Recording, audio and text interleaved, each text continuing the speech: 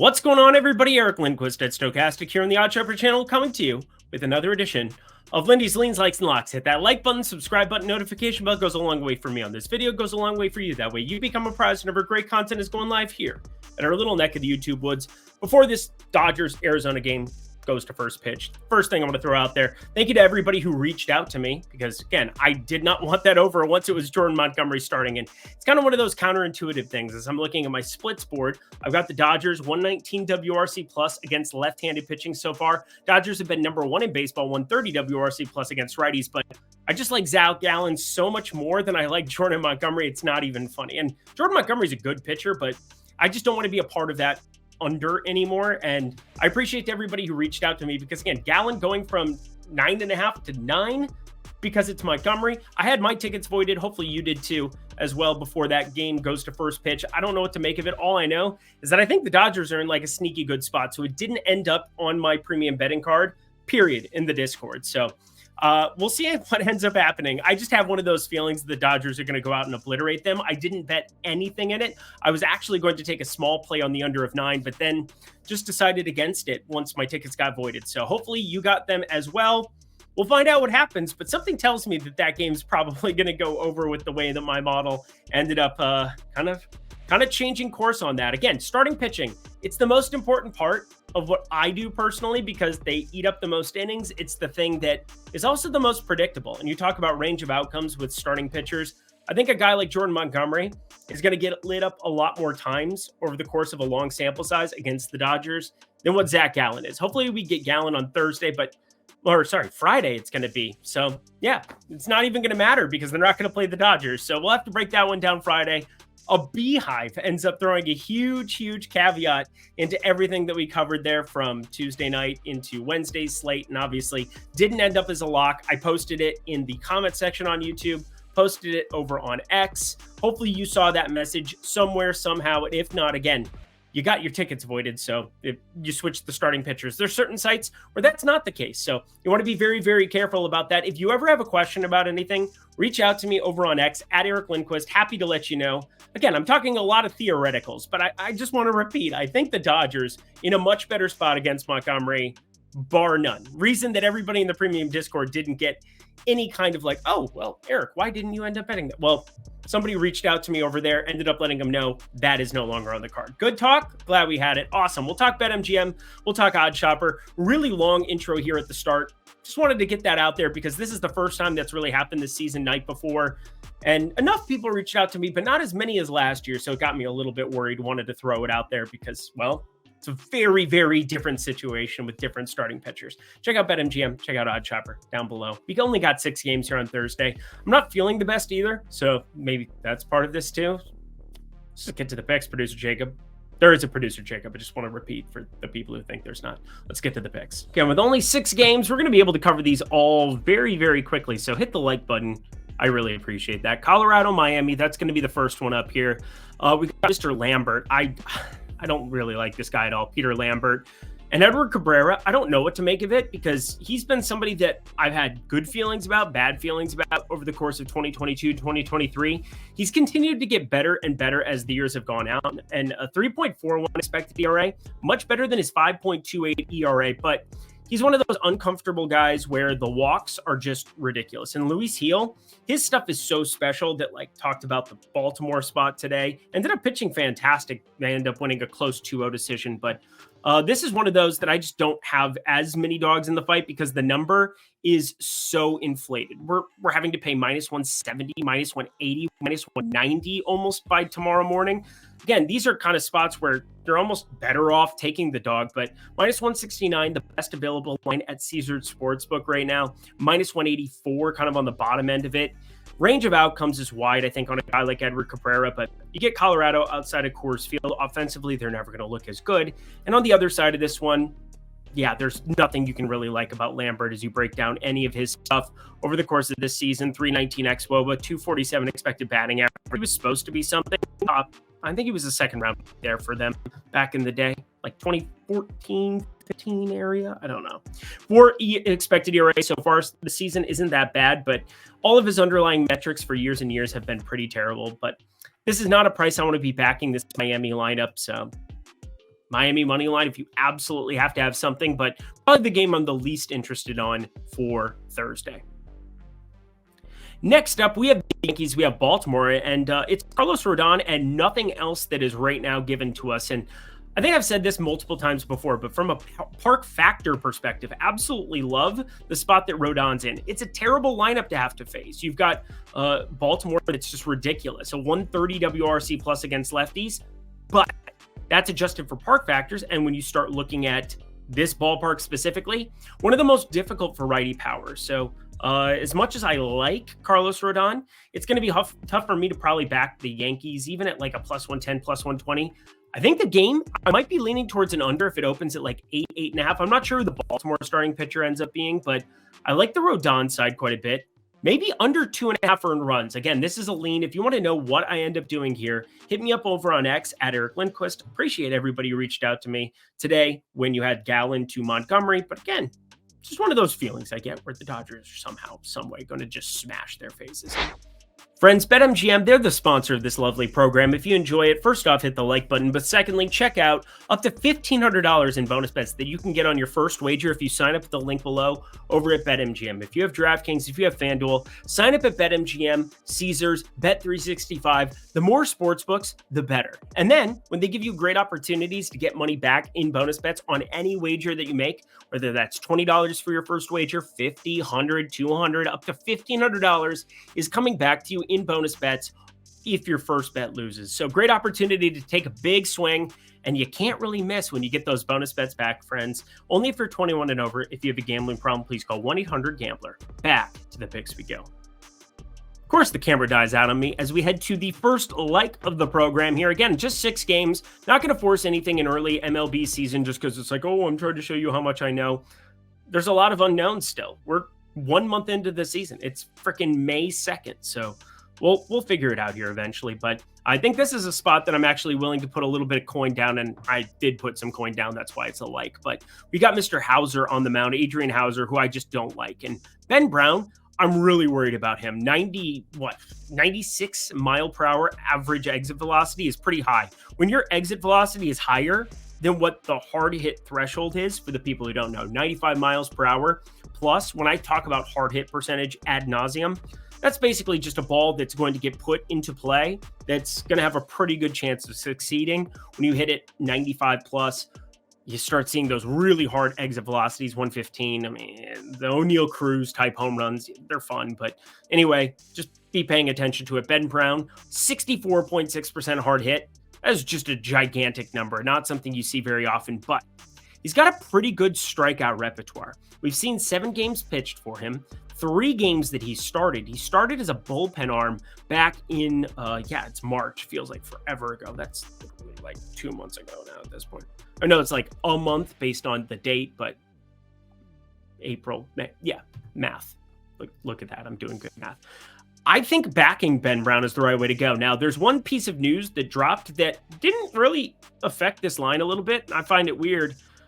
You had Francisco Lindor leave with flu-like symptoms. I doubt he ends up in the lineup here. And yes, JD Martinez now is there DHing, doing the New York Mets thing. They've got Brandon Nimmo, Starling Marte, Harrison Bader. Put your hands up in the Bader. It is what it is. I think there's a number of pieces that you do like there on the Mets side, but I don't like Adrian Hauser whatsoever, and I have a much longer sample size of him trying to figure out and just being miserable. 395 xWOBA, 12.3% K rate this season, 14% walk rate. I think anytime that I'm getting any sort of value here to be betting against him, I will. This has a plus 104 number attached to it over at FanDuel. It's minus 105 everywhere else. So I ended up firing this for half a unit over on FanDuel. I wouldn't want to touch this at minus 108 probably, but I mean, there's a lot of leash that exists here going through that number. I don't know why the Mets are favored this heavily. Again, I know it's only like minus 122 at FanDuel, minus 115 everywhere else, but like, I think this is a coin flip, and you're giving me nice plus money, plus 104 here on something that I think the Cubs should actually be like a 52, 53% favorite. I'm going to bet it every single time. So a half unit, easy play, on we go. 2 things that I'm prospecting about here in this one. San Francisco taking on Boston. We got Kyle Harrison, a pitcher who's very much disappointed me, not just because he's on my dynasty team and had a crazy AAA strikeout rate, but just hasn't really transcended here for him in the majors. Hasn't like carried over whatsoever, not even transcendent. I need him to be average at the majors. 447 expected slugging for the Southpaw, 44.4% at hard, 44.4% hard hit, 22.6% K rate. It's not nothing, don't get me wrong, but I mean, this guy was like mowing dudes down in AAA. And so this is a little bit strange to see as you work through his pitch mix. It's not that surprising that he's not doing that well. His velocity is down 0.6 miles per hour, so over half a mile per hour on his fastball. Yeah, you're going to get hit up from time to time when you're doing stuff like that. And on the other side of this one, it is not all that encouraging either. Josh Winkowski, 48.3% hard hit, although his launch angle, 6.6 degree average launch angle. Kyle Harrison around 16.7. But I think that's going to be factored into some of these numbers. We've had some shorter numbers on Boston players than what I've expected in recent games in Fenway. Hasn't been crazy hot the way that it was in other places of the Northeast at times. And don't get the ninth inning bump. Again, the ninth inning bump being a road team. And I just don't really get this right now. So I'm not loving the numbers there on the Boston side. I do think that the over makes a little bit of sense here at 9.5. I've got this around 10.4. It's not going to be a play for me. Again, inside of a run, probably not going to be touching it. But Michael Conforto, this is one batter to be paying attention to in this specific spot. 46.4% hard hit percentage, 478 expected slugging, has just lit up righties. And even though lefty power doesn't play as well here in Fenway as what people think it does, again, pesky pull. Yeah, it's a tight U-turn over to the right there, but deep middle, deep right. It's just very hard to hit it out of Fenway the way that most people think that it's easy. But Michael Conforto might be getting a plus 500-ish number, plus 550-ish number. And I think he's a better play than like a Lamont Wade at the identical number. Harder, 46.4% hard hit, 12 degree average launch angle, and 89.5 exit velocity, that being his average exit velocity off the bat.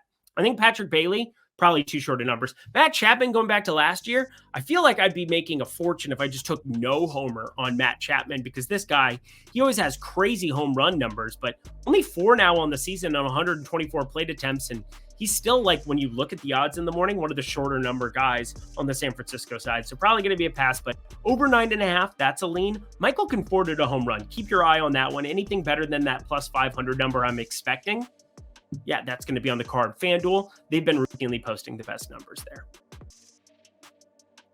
Washington at Texas up here next, and pretty quick, pretty easy one for me.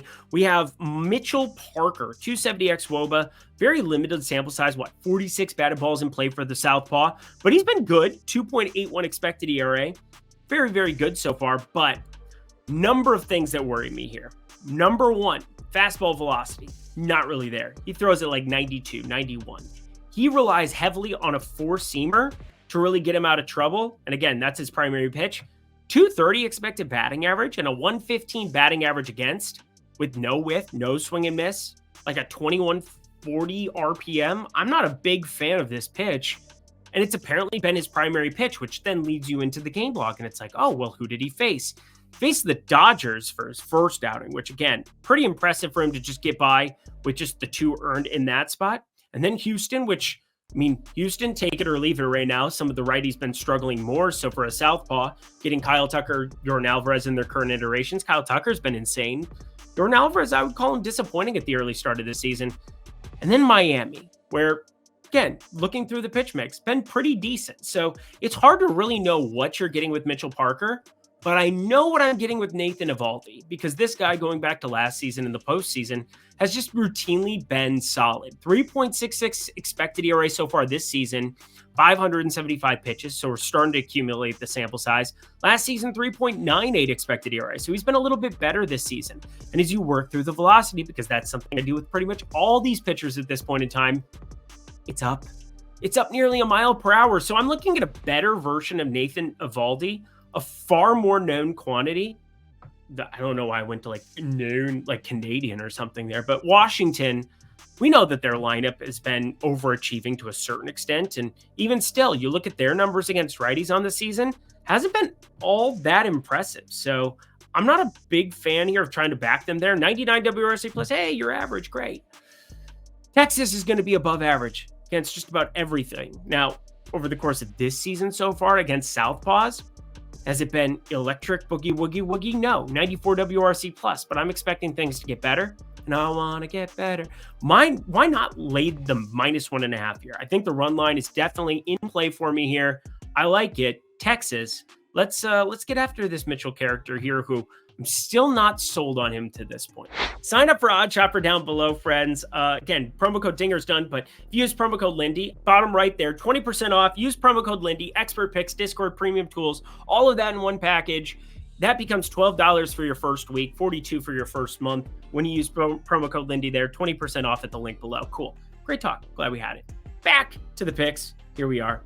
We have in the, by far the evening nightcap, because I think the game before this is like afternoonish, and then Cleveland Houston's at night here. But yeah, this is a pretty entertaining baseball game for me, and I do think that we should be locking one side of it. Logan Allen, Spencer Arrighetti. Can't believe I'm about to back this Arrighetti fellow, but here's what I'm going to do. Spencer Arrighetti. It's been awful. 10.97 ERA. 0-3 on the season. Yeah.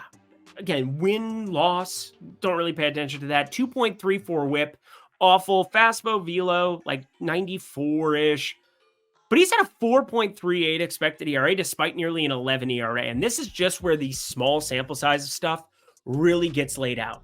And I broke down a couple of spots earlier where, oh, he's had tough matchups to start off the season. We should probably expect positive regression. How about this for a start to your major league career, right? You ready? Again, first time he's been in the majors this season. Kansas City on the road. Atlanta at home, and Chicago on the road. I don't expect anything in those spots. Now, Cleveland has been absolutely massacring the baseball here over the course of the beginning of the season. But against righties, it hasn't been as insane. 102 WRC plus, 145 ISO. They won't strike out a lot, 19.6%, but it's one of those things where Cleveland's been substantially better against lefties so far. Again, small sample size, 122 WRC plus, but I think Spencer Arrighetti, now you start getting a couple of starts under your footing. I think this is a spot that you want to be looking at backing Houston, even at like a -130, -125 type number. Again, -125, best available at BetMGM right now. It's all the way up to -135 at other books right now. 134 over at FanDuel, actually going to be the top of the range at the moment. But I think this is a spot where you want to attack Logan Allen, who last season, I didn't love a lot of the numbers that we had. There were times that Logan Allen was like overachieving some of his peripheral numbers. 4.42 expected ERA, but a 3.81 ERA. 22.2% K rate, but I didn't really find a certain pitch of his to be all that appealing. And now his fastball velo is down 1.2 miles per hour year over year. This is a guy who's throwing at 90. Now, he's a southpaw. He's going up against some struggling righties at times on the Houston side, friends. Houston has a 16.5% K rate against left-handed pitching so far this season, second best in baseball, and a 123 WRC plus that is fourth best in baseball. And yes, it has been Jordan Alvarez and Kyle Tucker specifically who have been murdering some of these lefties, but I don't give a shit where it comes from. This has been a lineup that I think is going to start to sputter and get going here sooner rather than later, and you want to be along for the party. So friends, my favorite play of the entire day, bar none, a lock play on Houston. Now, I don't even know. Oh, good. No runs so far in the first. Hopefully, let me double check this Dodgers score, because again, I have a feeling it's going to get wonky at some point. It's just a feeling I get. All right, 0-0 after one. We'll see what ends up happening, because again, I did not end up on a play for that, but something's going to happen. Anyway, lock button. Just want to throw it out there for the people. Houston money line, best play for Thursday, partner. And that does it for another edition of Lindy's Leans, Likes, and Locks. Sorry, I'm losing my voice. Go to that comment section below. Let me know your favorite plays that exist on the board for this lovely little six-gamer in the MLB streets. Pretty small slate, but I think we found a couple of spots there. I'm going to pay attention to some home run numbers. Only Michael Conforto really is based on, like, you have to look at historical data for some of that, but we'll talk through some of that. If you ever have questions, hit me up in the premium Discord or over on X at Eric Lindquist. You can find me there. Until next time, friends, Iron Man, that's a cool t-shirt. I like this. I'm Eric Lindquist. Best of luck in the MLB streets on Thursday.